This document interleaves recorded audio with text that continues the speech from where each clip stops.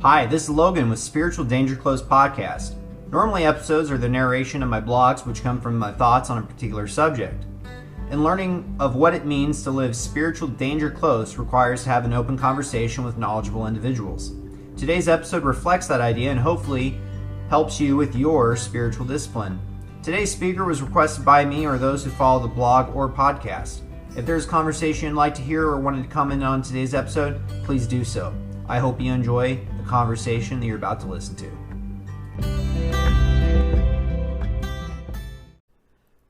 Pardon me as we take a short break from this episode. Feel free to freshen up and get a snack and a drink. In the meantime, here's a short ad from one of the show's sponsors.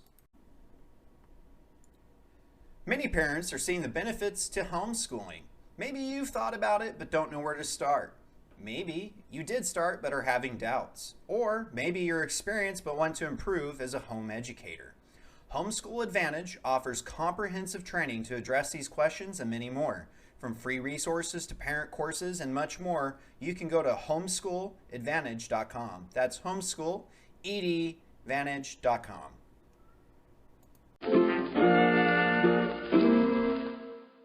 Hey Todd, how's it going? Fantastic. How are you, man? I am doing good. It is a bright and dark night here in Japan. It's about 11:03 p.m. and you are just waking up for your Saturday there, I understand. Yeah, we're just getting started. Well, I wouldn't go so far as say I'm just waking up. Our house is up. We got half and half. So my oldest daughter and my wife are night owls, and the rest of us are morning people. So we usually are up between 4:30 and 5 and get the day going, and then everybody else comes out as they do. But yeah, we're just getting our day started, and you're kind of winding your day down. So I'm glad we could connect, though. I'm excited. Yeah, I appreciate it. Today's episode, I do have to say, is in response to me listening to your other interviews that you've done with other podcasts. And I kind of felt like we were just kind of missing something there. And I feel like, oh, I can ask that question. And so I hope this is something listeners will enjoy and that we can just kind of have a perspective. For those who are not familiar with you, Todd, can you give us a little snippet? Yeah, sure. So I am a husband, a father of 4 kids and one on the way, and a member of the Church of Jesus Christ of Latter-day Saints. My current kind of mountain that I'm working on moving is probably one of the more interesting things going on in my life, and that is after working in public education for just under a decade, I felt impressed that I needed to resign from my job, move my family across the country from California to Northwest Arkansas, having never visited here, and ultimately launch a small business dedicated to supporting homeschool parents. All of this with essentially no safety net, nobody to really, turn to if things get too crazy, and really acting on promptings from the Lord each step of the way. It's easy to look back and kind of describe it in a one sentence, here's what we did, but of course every step was a new discovery or kind of a new twist, a new turn, and it unfolded to us very slowly, very steadily. So that's kind of the nutshell, and then I'm sure as we talk, more details will come out. But that's me. Yeah, that's a lot of faith to uproot where your family is, what they're from, and to move across the country to literally unknown parts. But I feel like that is the adventure that we all crave. We hate it while we're going through it, but when we look back on it, we're always grateful that we went through those experiences. So, right. My childhood, I moved around a lot, and in my adulthood, it's prepared me to move around a lot. So, I actually get to that point where if I'm in a place too long, I have this itch like I need to go somewhere. So, I can imagine. Yeah. Thankfully, I military does that for me for free. Right. So. Yeah, well, and that's the thing that's been an interesting experience is, my wife and I both had this mindset of we're never leaving California. And furthermore, we had no intention of leaving the county that we were in. So my wife was born in Utah, moved to California when she was about 4 years old, her family was in a little different area than where we ended up, but um, ultimately, she came to the county that I was born in and raised in, and we were both there our whole lives and didn't meet until we were older and in our 20s. But our roots were as deep as they could get. And so our mindset when we got married, when we were dating, whenever we talked about it, was whatever it takes, we will never leave this area. We love it here. We know everything about this area, deep connections. And so to kind of have that be our self-created sacred cow, right? Like, this is never going to happen. The best way to, make sure that the Lord challenges you is to tell him what he can't do. And so we had kind of put up this false barrier of like, well, whatever happens, we're going to figure out how to stay in California because there's no way we could leave. And as he's, looking back, we can see how he slowly broke down that barrier. Like, it went from being willing to leave our immediate area to being willing to leave the state to being able or willing to leave the entire region. But it couldn't happen all at once. So it is interesting how, kind of your mindset will change. And for somebody like you, it's like the other way around. And maybe at some point the Lord's going to inspire you, this is where I need you planted, and you need to stay here for 10 solid years, and that might be your struggle. Whereas for us, it was like, you want us to what? We can't leave. We've told everyone we're never leaving. Yeah, it's quite interesting. I always think about the biblical story of Jonah being swallowed. He didn't want to do what the Lord said. He said, "Well, Right. how will you feel about that after spending some time in the belly of a fish?" So Right. I Right. definitely don't want to be in the belly of the fish. And what you said is actually, I think that would kind of scare me, is staying in one place for too long. Mm-hmm. But without going off into tangents about that, it's interesting that instead of doing what every other normal person would and moving to a new place, you said, I'm going to be an entrepreneur. And you use your experience as an educator to focus on how parents can be that for their children. Mm-hmm. And your company that you've started is Homeschooling Edvantage. And you Homeschool Edvantage, but yeah. Advantage, yeah, EDVANTAG. And you basically offer resources for new time parents who are transitioning to homeschooling. Would that be a good description for your company? Yeah, yeah. If you don't mind, I'll share a little bit about how it came to be, and I think that'll make it a little more clear of where that particular idea came from.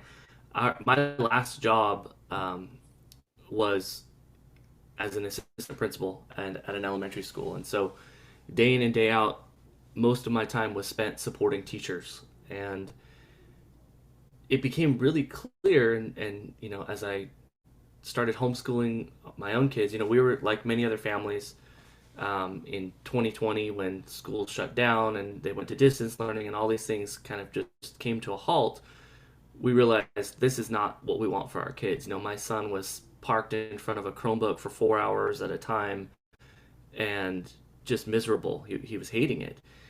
And so my wife had always been somebody who said, like, I will never homeschool. I myself was homeschooled. I'm very pro homeschool, but she was like, I can't do that. That's not something I can handle doing. I'm not homeschooling. And, it was never a big issue either way. We decided, yeah, we'll put our kids in public school and see how it goes. And my son's first year of school was great. He loved kindergarten. There were some challenges, but for the most part, it was fine. We got him at a good school with the best kindergarten teacher in the district because I was able to do that. And so when we got to the point where, we're now homeschooling and I'm seeing some of the challenges that my wife is facing and I'm seeing the challenges that the classroom teachers are facing, I started seeing these are the same challenges. Like, everything that I'm telling these teachers to try or to do or to adjust to more effectively reach their students are things that I'm applying now with my own children and my wife, homeschooling them. And then all of these other friends of ours who had suddenly been thrust into homeschooling or distance learning were coming to me with questions because they knew that I was an educator and were like, what do I do about this? Or how do... And again, all of the same approaches, the same best practices, the same, time-tested concepts I was offering them, and they were working. And so it became really clear in a very short amount of time that there's no there's no support, there's no assistant principal, there's no principal for homeschool families. And I wondered why that is. And so I started digging around, like maybe I'm just missing it. Maybe there is stuff out there. And there really all that I could find is a lot of curriculum. So it's like, here, do this, follow this, and as long as you follow the script, you'll be fine. Or materials and supplies. So it's like, here's this planner, here's this set of manipulatives, here's this, book to teach this specific subject. But I could not find anything that zoomed out and was focused on teaching the actual concepts that help you become a better and informed educator. And this is simultaneous to kind of preparing to move and knowing that we were going to move. But even then, and I appreciate the way you worded it, is like what any sane person would do, because I very much feel like a crazy person. It was always in the back of my mind of like, that would be a cool business to start and build on the side and launch someday. But until then, I gotta find a day job, and that was always my focus. And it wasn't until we landed here and, I had been, until that point, fully anticipating getting a day job, that as we prayed about it, it became clear, like, you don't need to mess with that. Stop. And you need to focus fully on the business. And that was not at a point where the business was making me a dime. It wasn't like, oh, focus on the business because you're going to be fine financially. It was focus on the business come what may. That's a really different kind of impression than focus on the business because everything's going to be fine and you're going to, you're going to be rolling in Benjamins within a few weeks, right?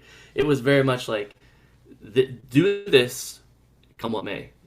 And so far it's been hard. There's been challenges. It's not that it's a to be continued, but I find that I feel so much more at peace having done that than I ever could have if I had just gone with the sane, rational, obvious choice of, go get a day job. And everybody here is hiring. It wouldn't be, within a week I could have a job if I wanted one.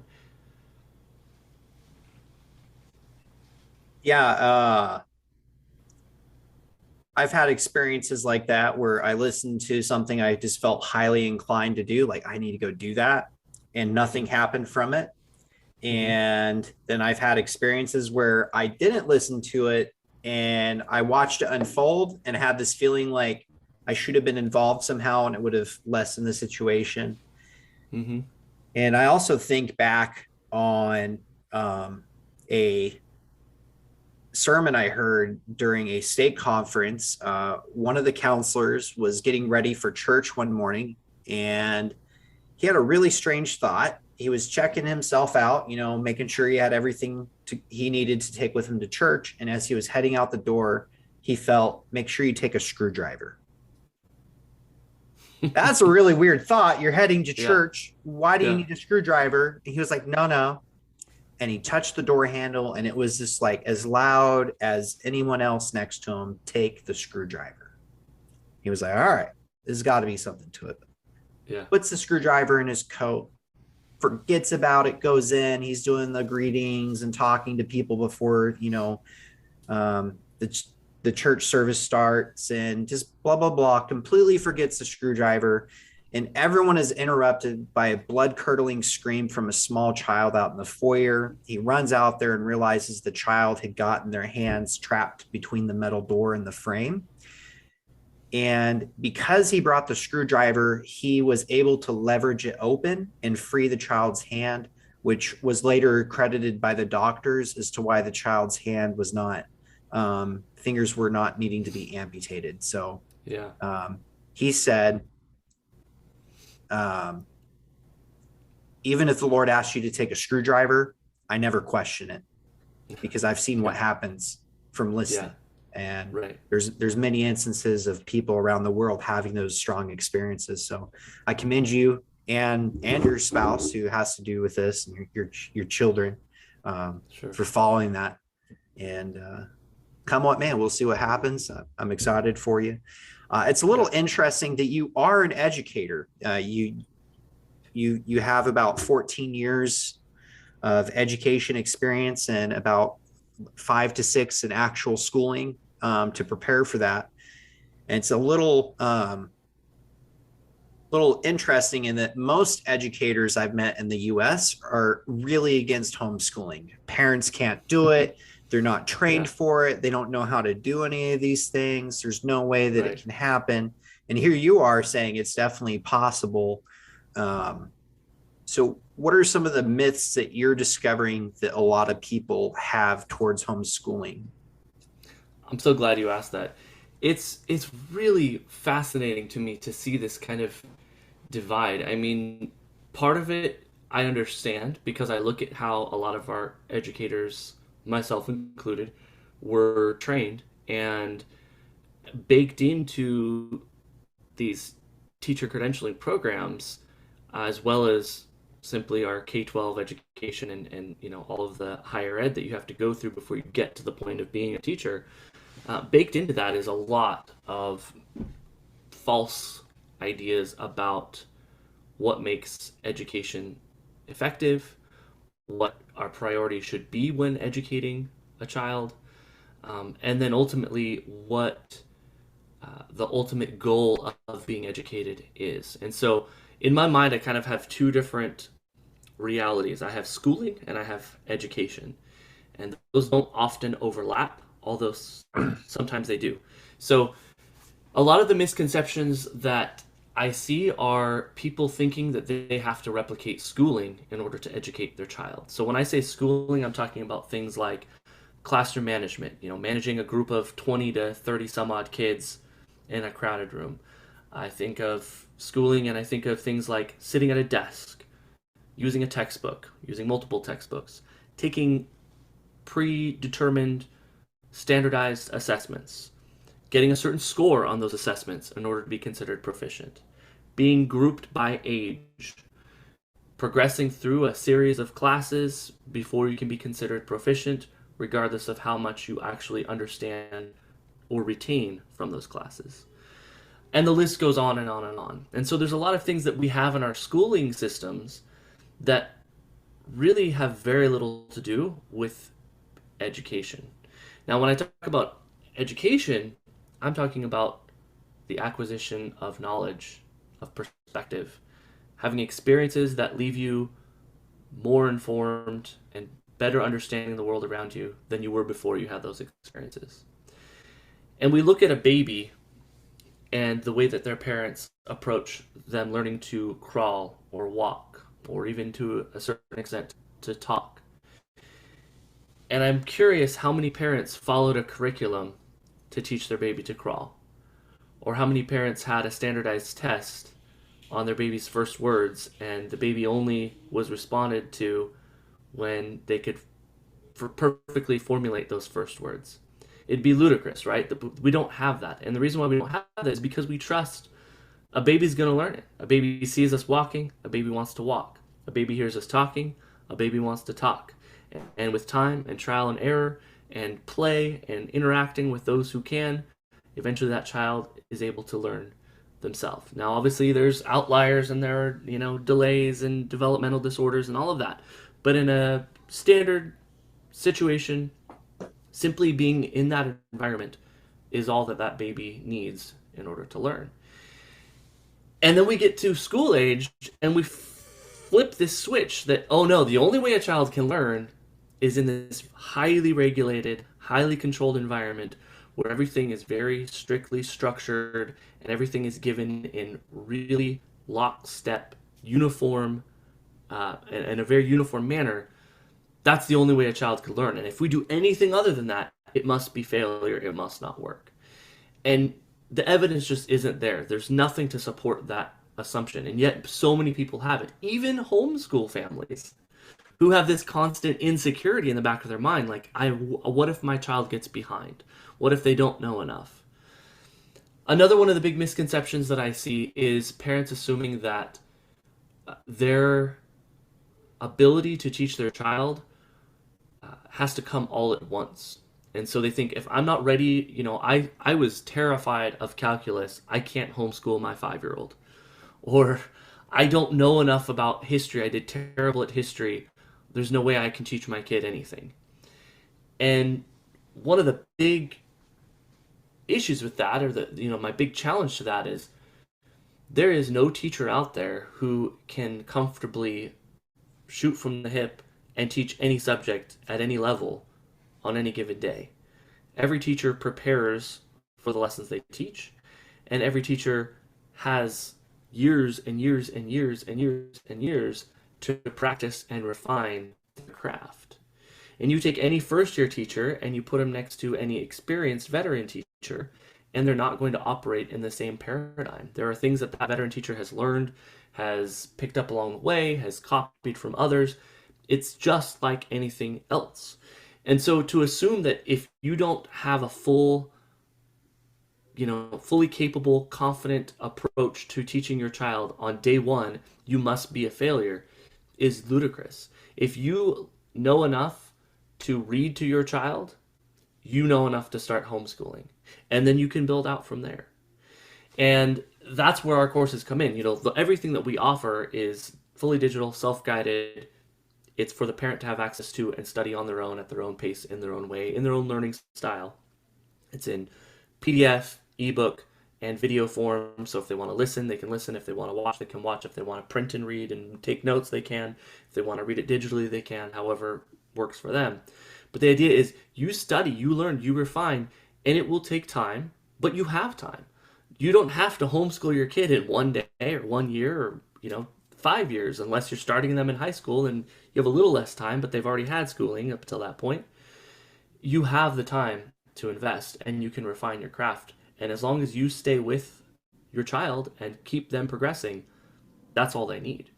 And so there's a lot of intimidation, there's a lot of, insecurity that goes with it, but most of that insecurity comes from the systems that we've built in our schooling system that have really very little to do with effective learning. And they have everything to do with creating a society that's easily controlled to keep you numb and dumb and easily manipulated. Yeah, there's a lot to unpack from there. And sure, yeah, I kind of went off the rails. As you were talking, I had so many different questions and just kind of comments with that. I have an individual that I know. When they were younger in school, they faced a lot of bullying. It got to the point where it's physical. Obviously, it was emotional bullying at that point, and it started just escalating, getting worse. And then when it went physical, the education system literally was like, well, there's really nothing we can do about it. And they were very offhandish, like, yeah, it's your child's, basically implying it was the child's fault from doing it. We've seen instances of bullying. A lot of cameras have a lot of schools have cameras now, and we're seeing instances of these children doing it. So it just wasn't conducive for them. And so the parent of this child decided to start looking into homeschooling options. And they actually found an online homeschool where every quarter they get a box in the mail, and it's got curriculum, books, lab supplies, and everything. And it's like online college education. There's courses, and it's literally click. There's quizzes. Everything's built in. It's intuitive. Yeah. And then on top of it, the child has the right to choose and pick classes like a normal school. And they also can learn at their pace as long as they meet the objective. And they're doing really well. They are projected to graduate within the top of their class and to graduate with some college credits or actual degree, depending on how things play out. Yeah. And I've looked at that and I'm like, that's pretty crazy. That's really awesome. Technology's gone such a far way. And a lot of these public schools, because of COVID, started to have to create a homeschool program and Zoom teacher and having to figure out, how to judge kids. And it's a giant mess. And so a lot of parents are just pulling it out. I was seeing some statistics that it's between 5 and 12% increase of homeschooling in 2021 to 2022. A lot of people are doing it. The great exodus from the Department of Education.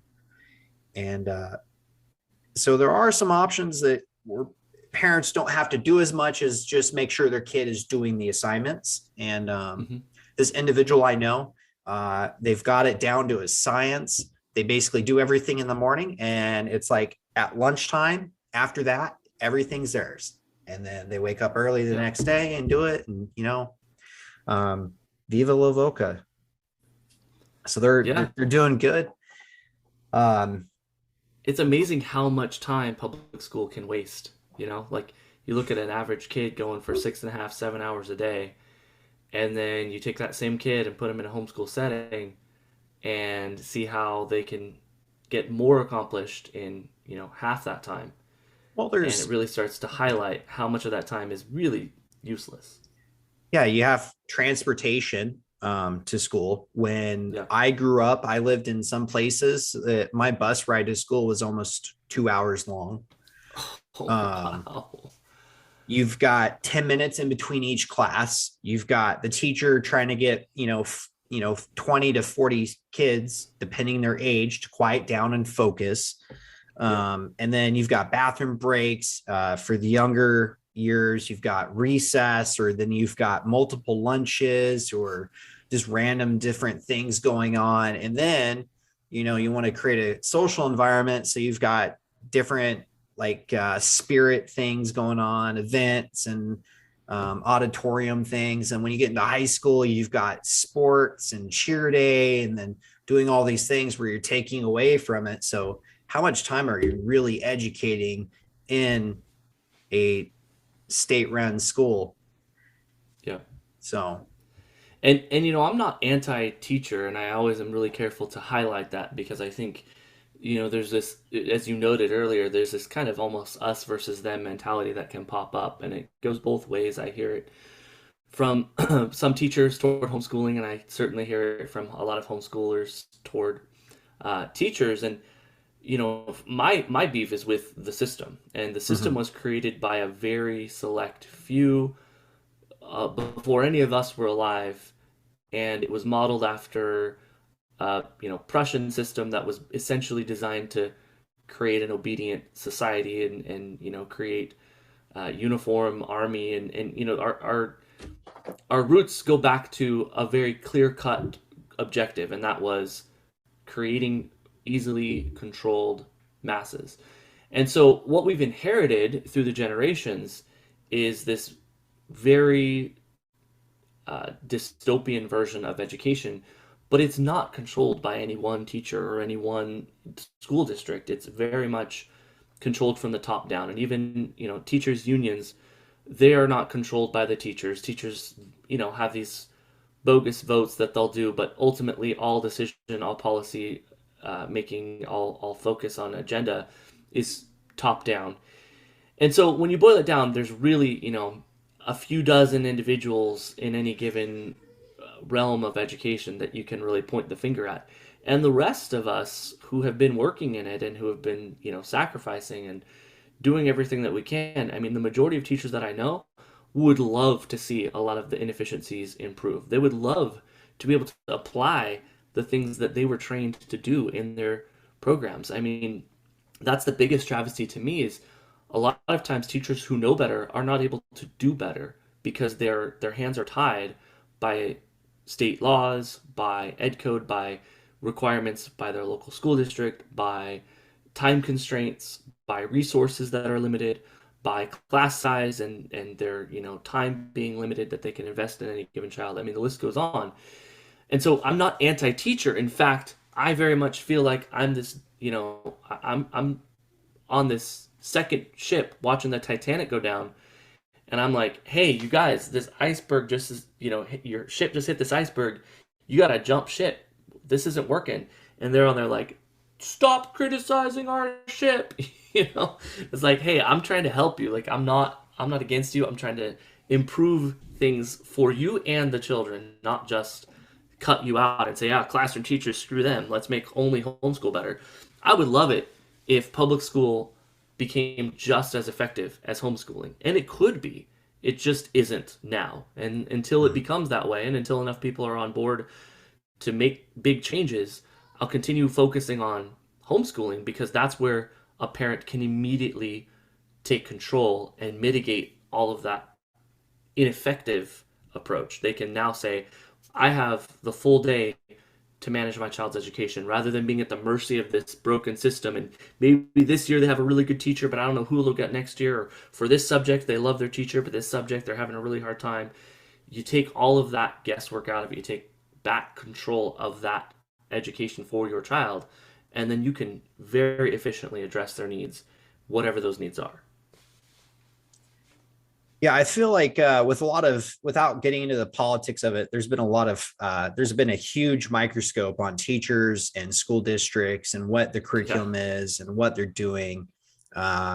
There's particular individuals that are in education, not for the right reasons. They're trying to do it as a way of indoctrinating to certain ideas. Political activism. 100%. Political activism in the classroom. You've got actual people who they've always dreamed of being a teacher. It's inclined towards them. And then you just have some people where they've just ended up in the career and they're just trying to make the best of it. And so you have all these different pieces. Then you add school boards, depending on how they're elected, and all this clamoring around. It's just chaotic. And then you have governmental incentives. I was in school when George Bush passed the No Child Left Behind Act. And it was like education was lobotomized. They're like, don't worry, we're getting a new book, everything. It was just like, it was so weird. It chunked out all the stuff. I just felt bored. None of it. And then it's just really hard. And then it's just kept getting hammered away. And then they just shove stuff in. And so it's really chaotic. But I do want to say teachers do have a hard job. I've known plenty of teachers. I have friends that are teachers. I still talk to two of my teachers from high school. That's a little great. Weird. I've been graduated now for coming on 14 years, I think. So that's just kind of weird that I've still talked to them. I have teachers that I remembered really well, that I liked, that were amazing, who really helped and opened. And even now in my current education, I have educators that were really great and not so great. It's definitely not an easy job, especially when you consider the fact that most school districts have no budget whatsoever. And so the school teacher has to pay for the classroom settings, ridiculous amount of, paper and money and stuff. And then you have some kids who are coming from very, very low income, borderline poverty families, or are in poverty, who can't provide anything for themselves. And so, you have all this chaos going on. It's almost like law enforcement. I feel like that's where the education topic is. It's that looked on. There's so many factors. It's just a mess. And it's not like you can just stop everything and take a time out and, look at it and redo something. It has to keep going. And I feel like you're like trying to change the tire while it's still driving. Right. And it's not working. And I know I just said I'm not against teachers, but I will say this one thing, as you brought up law enforcement, if you kind of zoom out and analyze both of those fields, because they are very similar, they've both been structured to provide a high level of job security and a high level of consistency in your pay and a very low level of autonomy or opportunity for personal expression. And so what you get is both fields tend to attract people who are very comfortable with following the status quo. If I put my coin into the machine, I get to dance to the song. It happens every time. It's like clockwork. I don't need anything else. This is all I need. And the reason why I highlight that is it's by design. There's no accident to that design, because what you get then is the ability to have mass-controlled law enforcement that can very easily be directed to do whatever the state wants them to do. And likewise, you have a very easily controlled mass educator body that can be told, what to do. Even to the point, and I've mentioned this, elsewhere, but it's something that boggles my mind that it exists and everyone's just fine with it, to the point where, when I was a non-participating but forced to pay member of a union, of a teachers union, I would get, and all the teachers at my site would get, at every election, these flyers in our teacher boxes that would have every single down ballot item and how we should vote on it. So if you're a member of, the American Federation of Teachers, and I was a member of the California chapter, so the California Federation of Teachers, here are the candidates you should vote for. Here how you should vote on each policy, because here is what is best for teachers. Okay, now that sounds, kind of intuitively like, oh, well, yeah, they'd want to support what's best for teachers. But then you start digging and you see where the funding and where the support is coming from and going to, and it's like something like 96% Democrat policies and politicians, and just a small smidget here and there of any Republican. Now, I'm not hardcore pro or anti-Democrat or Republican. If you ask me, I say it's like choosing between stepping in a pile of dog poop or a pile of cat poop. Either way, you just have a big pile of crap. But I will say there are very distinct differences between the two parties, and to imply that everything that's good for students only could have come from the Democratic candidates and Democratic policies, and only like 3% actually that benefit students actually could have come from Republicans. Just on its face value, nobody would agree to that. Nobody would say, oh, yes, that makes sense. And so there are clearly these really strong biases and these really strong political forces pulling those strings. And so, police, teachers, in both cases, there's very little room for dissent, because what you're risking, you came to the field, you came to the career expecting that longevity, right? If I put in my time, I'm going to get a solid retirement. I have job security, I have tenure, whatever you want to call it. It's very hard for me to get fired. I'm good to go. I don't want to rock the boat. And so you get a lot of people who in confidence or behind closed doors will admit they're very unsatisfied. They're very concerned. They don't know why things are happening the way they are. They don't agree. But in the public eye, they don't dare speak up because they don't want to stick their neck out. They don't want to rock the boat. They don't want to risk the security that is exactly what drew them to the field. Versus, you go to like entrepreneurs or, athletes or these other fields where it's like they'll spout off about whatever they think and whatever they want because they know, man, I'll get paid whether I am politically active or not. And so there's this very different, it's subtle, but there's this very different mindset, and you get this almost lockstep militant effect. And if those are who are enforcing our laws and who are educating our children, what chance do the rest of us have at kind of rising through that environment and still maintaining our free thinking, divergent thinking, ability to question authority?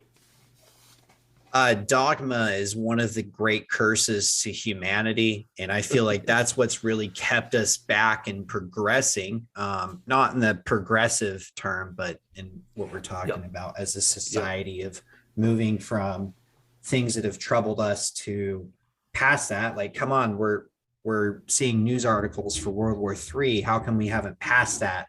We have issues about racism and sexism. I thought we resolved that in the 60s. Why are we still, Right. There's all these things and we're just held back by the dogma. And I feel like that's why interdisciplinary approach is highly needed. And I feel like in some career fields, it should be legally mandated to unbias, to where if you choose to be a post office worker, when election season comes around, you don't vote. I feel like it needs to be that way. People are going to be biased towards one way or another. And that bias can be really dangerous when it comes to it. And with this train of thought, where I'm heading towards is there's a lot of bias in the education system. And like you said, it's to teach to a specific point. It's been built up. On one hand, public education offers basically babysitting services for your children so the parents can continue to work in their middle income or low income jobs. Right. It's not teaching the kids besides meeting bell curve and just to, read, write basic mathematics and to listen to those above, instilling, as far as those who are far beyond the means of education and can excel, or valedictorians, and they just got accepted every Ivy League in the world.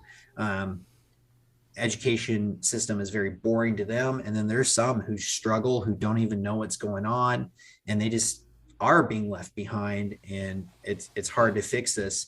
And as soon as somebody says, hey, there's a lot of problems, it's like you said, it's a witch hunt, and they're putting flyers, you're going to vote this way, and you have to be in the union, even though there's a right to worker law. You have to be in the union, and you're getting all this stuff, and you're doing it. And you have to think, what are the incentives for choosing these methods? What are the repercussions? Are we researching any of these? Is it children at the best? Is the child is the greatest stakeholder in the situation? Right. Where's their vote? Where's their vote? Where's their voice? Yeah. So we have to be very unbiased when we make those decisions, but we also have to be looking at the common good and the utilitarian benefit as to what will society benefit. And unfortunately, it seems like they need to understand certain things. I can't tell you how many new airmen who are coming in at 18 years old who can tell you all about diversity and income, but have no idea about American history, have no geography ability, can't even do basic mathematics. I struggle with math, but 2 + 2 is a pain for them. And asking, being unfamiliar with words that are greater than 4 or 3 syllables, it's far too common. And I feel like this is just symptoms of a very diseased system that just keeps making it worse. And so I feel like education, parents need to have a choice in that, but it can be very scary. And some parents may not have the means to do it. Time. Sorry, folks, I am really tired right now. For changing tune a little bit while looking at that, you as an educator have the skills and experience to know how to teach. There's facets of that, and looking at how to adjust to a child's needs, or for big picture multi-classroom teachers, what are we doing, that sort of thing. And when it comes to a parent that they don't have those skills, when it comes to a child's education, how does your business focus on getting them the best skills? How does a parent who's never done education get those skills? And a second question to that,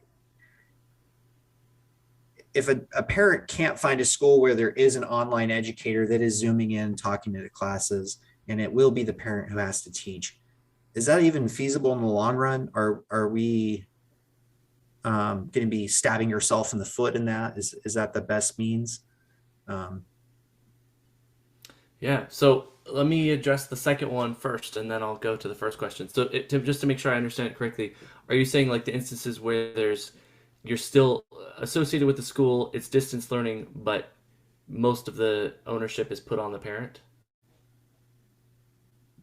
I would say that would be like the first one. Okay. And then say your second one again. I'm sorry. I'm sorry. I'm really tired. It's okay. Okay. Well, I'll answer the first one, and then maybe you could ask the second one again. So when we're talking about supporting a parent who is, whether it's distance learning or you're full-fledged homeschool, or you're in one of the many, kind of hybrid online or private school approaches where you're registered with a school, but you're kind of taking the lead, it really will not be much different as far as your involvement and your ownership. All that will change is how you apply what you know. And so to kind of explain that a little more fully, educating a child really comes down to having enough lenses to look through to address what that child's needs are, to set goals for that child with that child, and then to address whatever obstacles you meet between where they are now and the goal that you have set with them. All too often, as parents in general, and especially when it comes to educating our child, we get really hung up on the goal part of it. And so we think our kid is here, my child is here, I want my child to be here. Give us a concrete example. My child is 7, I want him to be able to, read at a 4th grade level or 3rd grade level before, he gets to 3rd grade. How do I get him there? But then we fail to really consider like what's unique about the child and what that specific child might need. And so maybe we'll say, okay, well, I'm going to get him a bunch of books that are at a 4th grade level, or I'm going to enroll him in this, reading program that worked for my neighbor, for my cousin. And you may try it, and maybe it works, maybe it doesn't. And suddenly you find yourself and your child really frustrated because if it didn't work, then what? And what we train parents to do is really zoom out and think about the why, the what, the who, the where, the when, the how. Really start asking these questions of what it is you're doing before you dive into anything. And so we take you through, we literally start from the ground up, from the foundation up. You start thinking about just the physical environment that your child is learning in, whether it's at home, whether it's at a friend's or a neighbor's or a relative's house for part of the day, whether they're at school for some days and at home some days. What environment are they in? What materials do you have and do they have access to? And how can you enhance or leverage other materials or gain access to free materials or things like that? And then we dive into some more of the just general structure of education. So things like individual temperament and learning styles. So whether, auditory, visual, and so on, whether they're a child who needs a lot of support and you to be there with them, or whether they work well independently, whether they're somebody who has specific, learning challenges or maybe social emotional challenges that you need to factor in, whether there's more than one kid or just one kid, if there's other people who are teaching them or if it's just you teaching them. I mean, it literally goes through as much detail as possible to get you thinking. And much of the courses are questions. And so we inform you about these topics, and then we have these guiding open-ended questions to get you reflecting. Because ultimately it comes down to each individual parent making these decisions about each individual child, and there is no one-size-fits-all answer. Mm-hmm. So I'm not going to train you as a parent on how to teach like I teach my child, because it could be vastly different and inappropriate. But what I am going to train you to do is to think like an educator, to consider what your child's needs are, what goals you have, and then how to help them get to that goal. And then ultimately we go on to, in our third section of courses, we go on to all of the individual things that can come up. So the nitty-gritty of like your kid runs into trouble trying to read, how do you address that? Your kid is frustrated, what does that usually mean? Your kid is bored, what does that usually mean? You're doing okay in this subject, how do you address this subject? Your child is ready to graduate, how do you prepare them for college if they want to do that? How do you prepare them for trade school if they want to do that? How do you prepare them to travel or to just take a gap year? Thinking through all these layers. So from the very beginning all the way through to your child is moving on to, post high school, helping you think through those layers. And the reason why I, kind of went through in so much detail is because there's a lot of parents who are just kind of reactive in their approach. They forget to be proactive about some of these things. And so they're addressing the symptom as they come up, when if they had invested a little more time, a little more preparation, they could have really addressed the root cause earlier on and helped their child succeed. Most instances of a child struggling in school can be really boiled down to one of two things: them being frustrated or them being bored. If a child is frustrated, it's usually because what they're trying to do is beyond their capability. It's outside of their current independent ability. We call this the zone of proximal development, or ZPD. It literally just means what can they do with minimal support from someone else. Most children who are bored are attempting to do something that is beneath their independent level. So it's something that's just not challenging enough. You mentioned earlier when you were in school and, No Child Left Behind came in and you became bored. It was because you were an intelligent student who was not being challenged. There was not enough challenge, and immediately you could tell that, and you were bored out of your mind. And that happens so often. And so when parents can start to kind of understand, well, what factors lead to a child being bored? What factors lead to a child being frustrated? And then what do I do? How do I work with that child to bring them back into the zone of proximal development, that kind of Goldilocks zone where they're at that just right amount of challenge, but they still don't need constant support and they're learning and they're progressing. It's those subtle things that apply to public school, private school, charter school, partial homeschool, fully homeschool, whether you're doing Charlotte Mason, classical, unschooling. It doesn't matter what your approach is. Having that awareness makes you more dynamic and more responsive, and you more efficiently address their needs and get them progressing than you would if you're just kind of taking stabs at the dark and like, well, I don't know, he's struggling reading, so I bought this curriculum for $500. Or my child is, frustrated, so I just told him to take the day off. And it's like, okay, you're kind of doing these stopgap band-aids, but what if you really knew enough to comfortably address those needs? And that's what our goal is, to help you become educated yourself so that you can approach your child's education masterfully and comfortably and confidently to be effective, and you're not left to just kind of flounder and struggle and take stabs in the dark until maybe something works, or maybe something doesn't for long enough that you and your child are so frustrated together, you just give up and you put them back in some other institution. I'm fairly positive you answered both my questions, which I don't remember at this time. Perfect. But I will listen to this episode and be like, oh, you're a clown, Logan. Not at all, man. I appreciate you staying up so late for me. I know our schedules were like ships passing the night. Not to get off on a tangent, but the one I recorded with Adam, I had to get up real early, and I set an alarm and I kind of slept through it, and then he misread what time we arranged, so it just ended up working out. But then later that day at 3:50 in the afternoon, I got an alarm going off on my phone, and I realized what I did. I was like, oh. I've been there, yeah. Oops, that's what happened. The AM PM. I think there's a Seinfeld episode on that one. Anyway, so there's no way that a parent can achieve the knowledge and expertise with schooling without going through and being an educator and trained. But what you're offering is basically a super condensed what's happening and how can we fix it and how can we prevent it, and then also how can we lean forward to address these issues. So like that's the way really that it's structured, intuitive, right? The way that it's structured is I literally went through every graduate program syllabus that I could find online, went back to all of my materials. So I have a teaching credential and a master's degree in education, and so have kind of this broad perspective of what teachers are trained in.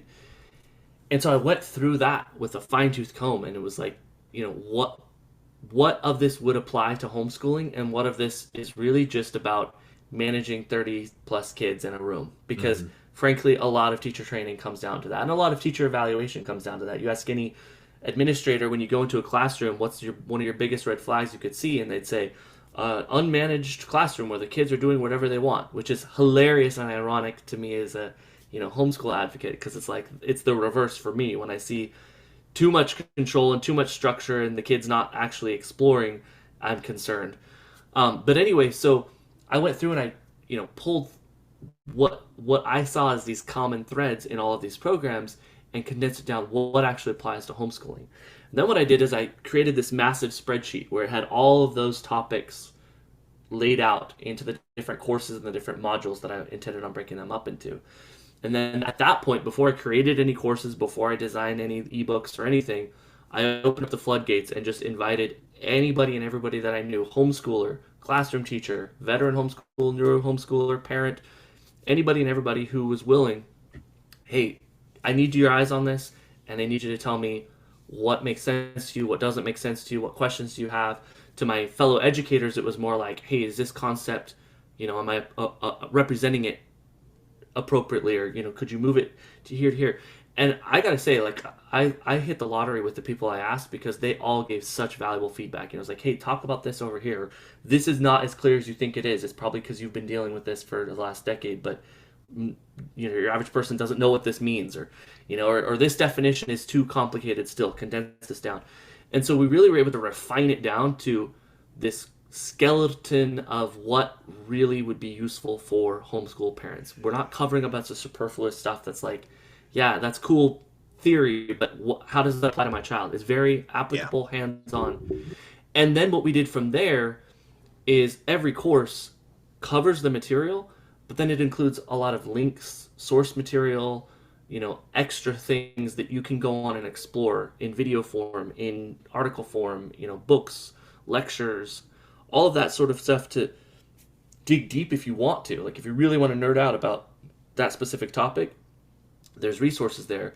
But if you're like, okay, now I just have an idea of it, I have a sense of it, I understand the context of it, so that if it comes up, I know what this is, there's enough there. And so the goal isn't, like you said, to train everyone where like you could just tap out with any classroom teacher and suddenly become a classroom teacher overnight. But it is a goal to have you have the awareness and the lens and the familiarity that when these things pop up with your child, you say, I know what this is. Let me go back and maybe dig a little deeper and then I can address it. Or maybe I already gleaned enough and I know how to address this because we already, covered this. Versus the thing pops up and it goes unnoticed because you never had that lens to view it through.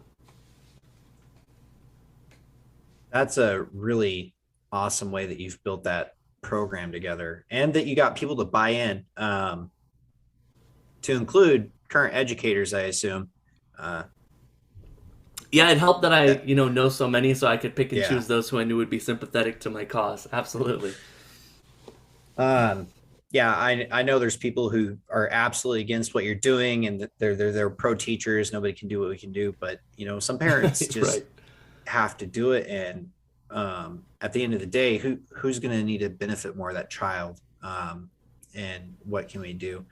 I'd say my biggest complaint with the current education system is the snuffing out of curiosity just to fall in line. And I had many instances of where I was doing something and I was told I had to stop because I wasn't participating in something I found boring. Meanwhile, in middle school, I had a collegiate level reading because I just started reading books and I was like, this is really interesting. And then I would come across a word.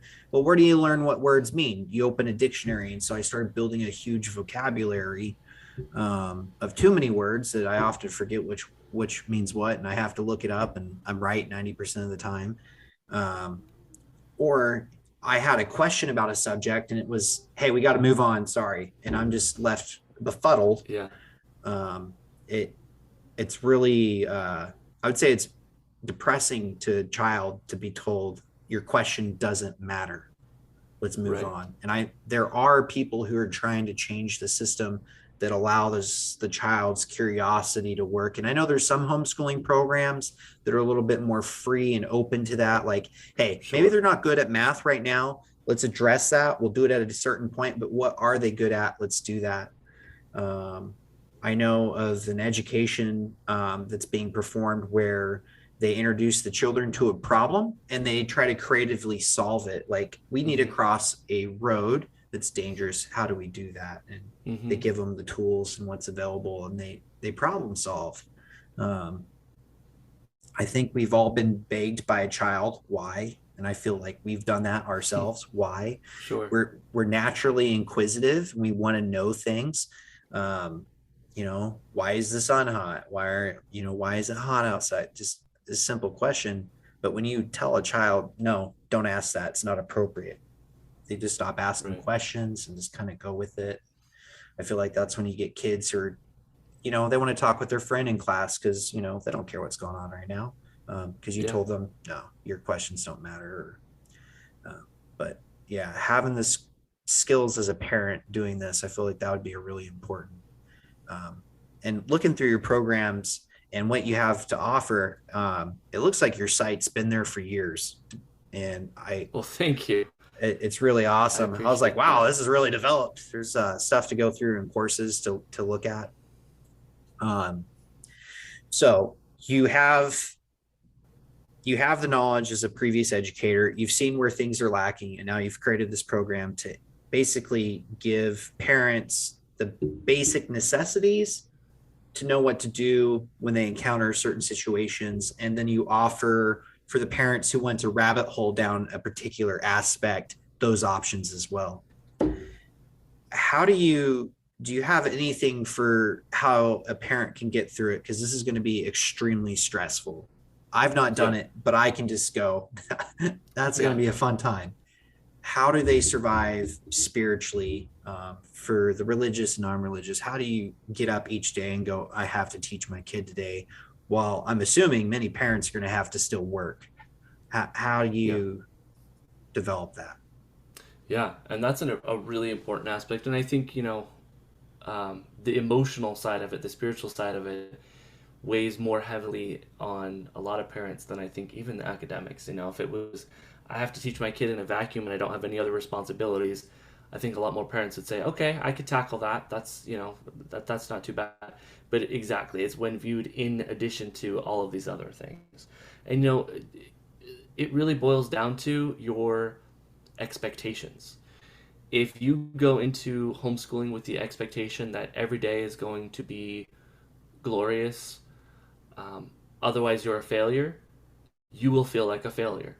If you go into the expectation that it will come naturally and easily, otherwise you're a failure, you will feel like a failure.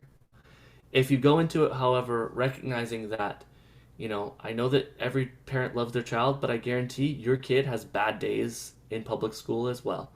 Your kid talks back to their teacher at times. Your kid is stubborn and tired and in a bad mood because they didn't get, enough rest the day before, and is hungry and ready for lunch. Like, as a classroom teacher, there was never a day where everybody was on board 100%.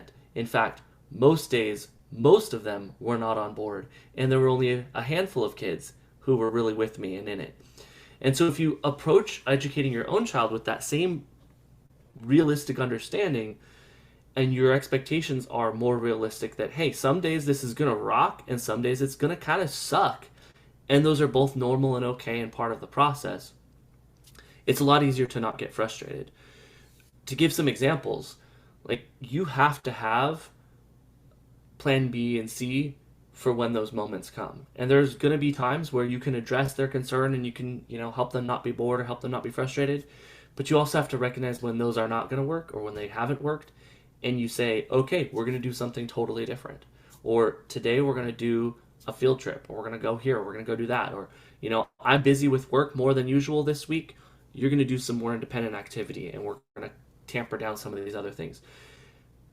The huge advantage of homeschooling is that flexibility, is being able to adapt, is being able to give your child what they need when they need it, but also give the rest of your family what they need when they need it, and not being tied to this rigid schedule, rigid set of standards, rigid curriculum that you could never deviate from, or else everything fails.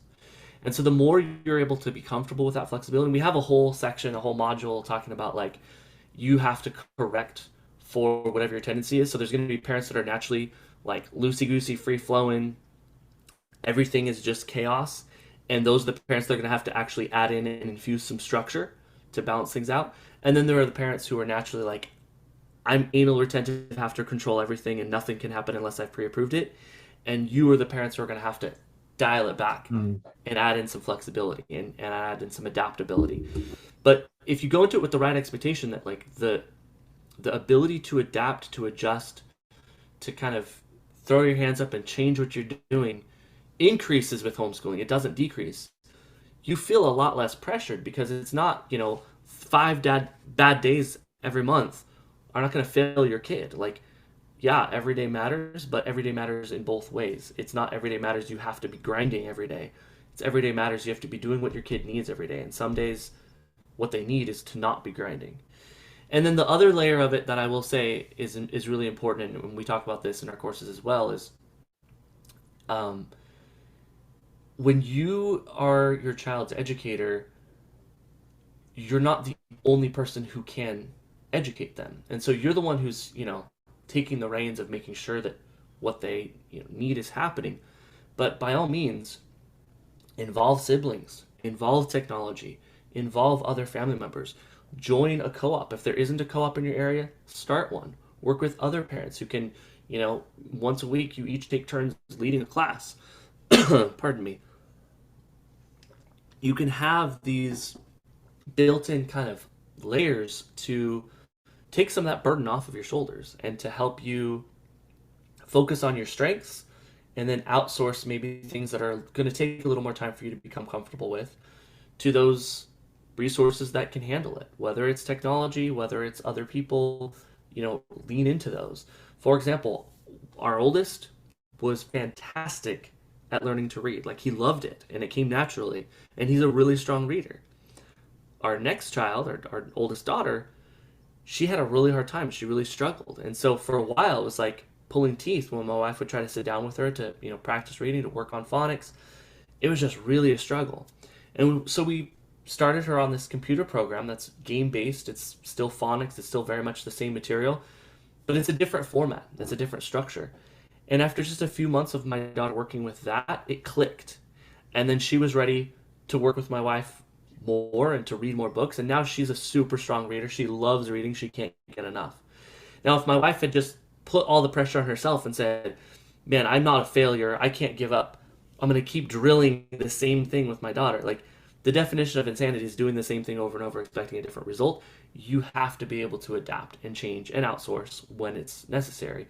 And homeschooling is the place for that to happen. Like, you are so much more flexible. So view those two things as an asset, is being able to be adaptive and adjust, and then also being able to involve others, to outsource and to utilize other resources. And the stressful days will still come, but that's just life. It's stressful at your job. It was stressful when you were in school. It was stressful to first learn to be married or to be a parent and have a newborn. Like, all of these things ebb and flow, and that educating your child is going to be no different. But the good days are really good, and the benefits to your child far outweigh the sacrifices that you and your family may have to make. That's some really good words of wisdom.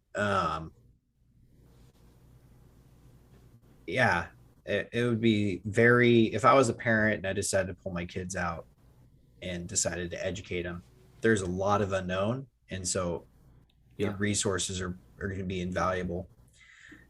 Thank you. And you're talking about basically the parent needs to be really intuitive to the needs and also to learn for themselves when they need to pull back and when they need to apply pressure. And it's going to be stressful and it's going to be hard. Uh, my question is for the parents who really, really want to homeschool, but due to the financial situations, both are breadwinners. Yeah. Or it's a single parent. Sure. How do you navigate that? Is it possible? Yeah. So it definitely is possible. I know plenty of both parents working families who homeschool. I know plenty of single parent working homeschool families. Each situation is going to be a little different, but I will say a lot of it depends on the priorities that you've set. So, for example, my mom homeschooled me. She's a single mom. She had to decide that she was okay with having some outside government support, or having not having a new car, or not going on family vacations every year. Like, there were sacrifices that we had to make as a family in order for her to be able to still support us, not working full time round the clock, or 5 different jobs. um, I know families who are both working, but who could easily live on one income if they lived in a different location. And so maybe that's a consideration you have to consider. Um, I know families who are both working, but it's because maybe one spouse is unwilling to level up in their career to be able to make more, or maybe they're unwilling to sacrifice some of the comforts that they have and not live the same lifestyle that they're living. And this isn't to point fingers or to shame anybody. I mean, everyone has to make their own decision, but um, on its face, my family should never have been able to survive in California on my piddly teacher salary. And, I was an administrator most recently, but even then it was like a very minimal pay increase, and the pay to cost of living ratio was still just ridiculous. But we made it work, and it was because our priority was to have that flexibility, have my wife available to be home with the younger kids, and then eventually to be able to homeschool. In the event that you are both working, in the event that you are a single parent who's working, if your kid's of a certain age, there's supervision. Of course, first and foremost, safety is a factor. If your kid's 5, they probably shouldn't be left home alone. Like, there's that layer, and there's not a whole lot of things you can do to get around that other than teaming up with other families, maybe trading off if you know some other families that are homeschooling. I've even seen like where single parents will team up and they'll work opposite shifts so they can help each other out. But providing that your kids are old enough that they can spend some time home alone, or maybe you have multiple siblings, and so one of them can be in charge, and you can have kids when you're away. The biggest thing there is, not letting their school become such a chore that like you're forcing them to do it when that's your only time together. And what I mean by that is, there's different approaches to homeschooling. There's different, kind of philosophies. Some of the more rigid, like where you're spending hours doing really structured things, don't lend themselves as well to an environment where there's not a parent actively there and able to kind of monitor and guide and direct that. And so if you're trying to cram what would normally happen throughout a day into a couple of hours at the end of the day, you're probably more likely to meet some frustration. I'm not saying it's impossible, but that's just most likely going to be more frustrating. Whereas maybe something more like unschooling, which I won't go into a 20-minute explanation of that, but just in a nutshell, unschooling is an approach that lets the child really guide their learning, their interests, their skills, their talents, their abilities are at the forefront of what they study, what they learn, how they spend their time, and then you leverage those interests to fold in, some of the more academic topics that relate. And so, maybe if they're learning math, it's because they're really good at tinkering on cars, and they're studying it through the lens of the mathematics of how an engine works and all of the things that relate to that, versus you need to study this textbook because I said so. But maybe an unschooling approach would be more worthwhile, so that during the day when you're not with them, they're spending time on the things that are interesting to them, building rockets, or reading in depth on topics that they like, or practicing their dance choreography, or whatever it is. And then when you're with them, you're kind of shoring up those things with some of the more academic. And then the other layer that I would say for parents to consider is, there are these hybrid options that are, they can be fantastic. And the advantage of going hybrid versus just saying, well, I don't have time, I'm just going to stick my kid in school, is with the hybrid, you free up your child's time. And if there's one resource that every parent should be hyper focused on giving their kid, it's unstructured time, but then encouraging them to invest it in shoring up their skills, their talents, their abilities, their interests, and becoming more well-rounded. So I don't mean, give them more time so that they can just plug into a screen and waste the day on consumptive activities, but really give them that time back and then let them find things that interest them. And there's plenty of things that cost money, and I know that becomes an obstacle, but there's also plenty that don't cost any money. And I should know because my family did not have money growing up, and we didn't have the internet. This was, in the 90s when if I wanted to know something, I rode the bus to the library and checked out a book about it. But my goodness, having that unstructured time to explore what interested me was invaluable. Like, I could deep dive on whatever I wanted to do, whatever skill I wanted to refine, whatever my current interest was. And that foundation is what's given me the audacity to, to be an entrepreneur, or to try things that other people aren't doing, or to say, yeah, I'm going to have a bunch of kids and raise them, and we're going to homeschool, or whatever it is. Like, I don't have that wall of, well, I don't know, I've never taken a class on it, how could I ever try to do it? Like, intuitively, I just assume, cool, that's interesting, I'm going to go explore it. And preserving that in kids, like, you take any 5-year-old, they have that. That's just natural in all humans. But it gets beaten out of us a lot of times, unfortunately, by these structured schooling systems. So all this to say, if you're a parent and you are strapped for time, but you want your child to have an improved education, even if in no other way you can improve it than to give them some type of a hybrid thing where they're still being given assignments by another teacher, they're still kind of reporting to a school, but they have a little more free time. That's invaluable. That can go so far, especially as you then encourage them to spend that time exploring, refining, and developing their interests, because that's a refinement that you want to happen in those early years before they end up spit out the other end with a degree, and then they're pressured, oh well, now I just have to get a job, and that time is gone. Or they realize they were pressured into a degree that Right. they have no interest in, Yeah. or they're pressured into a degree that just is of an interest but has no applicable uses in the outside world. Right. It's irrelevant almost. Yeah. Yeah. Or they liked learning the topic, but when it comes to actually doing it, they're like, this is boring. Right. So I also feel like the modern education system is also very into, what do you want to be when you grow up? I just remember hearing that elementary school, middle school. It was like, what do you want to be when you grow up? What do you want to be when you Yeah. grow up? And I feel like there's so Yeah. much pressure. I feel like that's one thing the education system needs to draw back. You should be thinking, what will I be doing when I graduate? What will I be doing, right? When I Yeah. turn 18 and school's over, what am I doing? I feel like that should be a plan, but it shouldn't be so pressured. You need to do something, because I saw my old high school records, and it included what I wanted to do for each 4 years, and it's all four different things, right?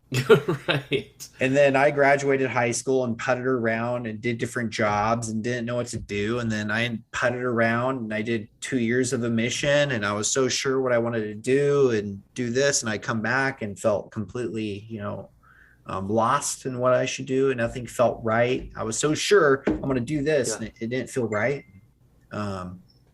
I joined the military. I'll do education that way. It'll pay for my education.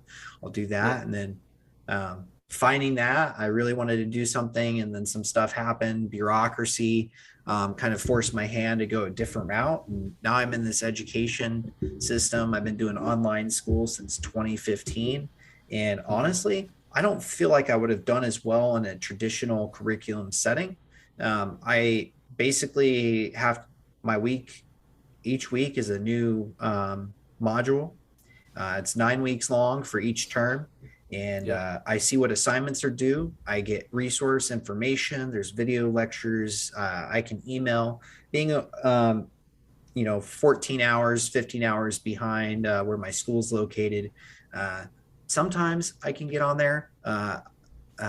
This current professor's a night owl, so I actually can get his office hours. Nice. But it's different, and I still have some freedom, but I still have, if I don't turn in my assignments on Sunday at midnight, I am being murdered by the syllabus policy of like 10% off, and it's Right. worthless on Wednesday. So Right. I've made it work, but now I have the schools or the skills to where if I did go back to traditional school, I would hammer out. I could do a degree in a year, 4-year degree in a year. Let's do it. 12 classes. Let's go. Yeah. Really trying to figure out what to do and what's right for your kid. I feel like teachers have to question that, what's best for the student. I know they often end up confiding in coworkers. Hey, what do you think about so-and-so? What would be best for them? And obviously there are limitations to what you can do. So I like the idea of unschooling, and the idea of hybridization. I feel like what you said, figure out what works. And if not, you can always keep moving on, or maybe your child's in a program that's not as good. Or right now you may not financially be able to do that one where it's like online school, but you can work towards that for the later years. Right. I want to kind of sidetrack a little bit. I am in Japan for those who are unfamiliar, Japan's education and culture is drastically different. Yeah. It's very similar throughout most of the Asian countries. I would say is 90% the same, but schooling is very different here. And Mm-hmm. there's pros and cons to everything. I really Sure. like the pros of Japanese education, and I just feel there's also a cultural aspect, which I'll touch on. But Sure. a lot of the kids go to school and they learn how to do things. Japan is very safe, minus the recent events that just happened. Um, the kindergarten classes or Montessori's or kindergartens and some of the elementary schools here, the teachers will do field trips where they teach the kids how to go to the grocery store, how to go to the convenience store, how do we find a police station if we need one, where do we Right. seek shelter. Kids are independent. I remember being here and seeing some 5 year olds walking down the street together, and I was just like, we're the parents. But it's culturally okay and acceptable for them to do that. And there's a lot of independent autonomy that they're offered. Yeah. When they do go to school, it's something I find really cool. Um, People call it slave labor, child labor, but they're teaching kids valuable habits, and that's the Yeah. students clean the classrooms, the students cook for themselves. Obviously the really young kids, there's teachers cooking and cleaning and doing stuff, but once they Yeah. grow older, the high school kids are basically doing everything themselves. They still have their activities and extracurricular events. So um, I feel like there isn't a one size fits all on this. Just because we're doing it this way doesn't mean it's the best way that we can do it. I feel like we should be able to adopt some of these aspects, and I feel like some states are seeing that and they're implementing these new ideas into it. Now, I don't see a elementary school for an urban area um, being able to go out and do the things they do here just because of differences, but Right. it, it's very interesting the options that are available. Um, Now, they also do things differently when it comes to teaching mathematics. For those who don't know, an abacus is a very old calculator. And if you've never seen an abacus before, basically imagine a wood frame with 10 rows, and I think there's 9 beads on there. And how you position the beads represents a number. And you can do a really large digit calculation. I think um, Yeah. how many digits, you just learn how to do it, and people become so fast on the abacus that they can just do it just by moving fingers. I've seen grown adult Japanese and some Koreans, because I was in Korea for a little bit, doing the little abacus movement in the air, Yeah. and I was like, Yeah. wow, that's awesome. And I've watched some It's so videos second on it. nature. Yeah, and I've started to learn how to do an abacus. um, and another aspect that I admire, but a lot of people have issues with, is cram schools. So a lot of parents here work so that their child can go to a cram school after school so that they can really study and nail in on those subjects that they're weak on, so that when they graduate, they've tested really well to go to a school or get a really good job. And so often you'll see the kids getting up, going to school at 9 o'clock or 9 a.m. in the morning, and they are up until about 10, and they go home and go to sleep and repeat it. But school's over around 3 or 4 or 5, depending your prefecture. And Mm-hmm. then they're heading over to the Human Learning Center or the various different cram schools for math or English. And then they break, have a dinner, and then go back to it. And then they head home, or you see kids riding to their extracurriculars. So it's very different. I feel like there's a lack of international methods being applied to American school system. Yeah. I feel like maybe we can improve it in certain aspects. Maybe Right. we have what we need, but we're not using it effectively. Yeah. And not to get too into the weeds with that particular topic, but I have to say a lot of that is by design from the federal government. Mhm. And then just like you say, there are states and districts who, to the extent that they can, are, in ways going rogue. The trick is there's this wonderfully efficient, even though it's sinister in its design, interplay between teachers unions, publishing companies, politicians, and then now this kind of fourth leg on the stool of tech, ed tech companies, Mm-hmm. where they're all kind of working toward the same, for profit, for power goal. They're all funded by a lot of the same deep pockets, but in practice, they kind of, cover for each other and protect each other's best interests because they all share a best interest. And unfortunately, in most cases, that's not the best interest of the child. And so where, you'll find one that kind of goes rogue, like you'll have a tech company that comes up with this really revolutionary, great approach. It won't get it implemented as widely because of the other influences. Or you'll get a district who, really wants to try something, but the teachers unions will put, a damper on it because it doesn't fit with their priorities. And so a lot of what naturally would bubble up in a free market, like what we've seen in tech and these other industries, where it's kind of like, hey, you give the best idea, you get the best results.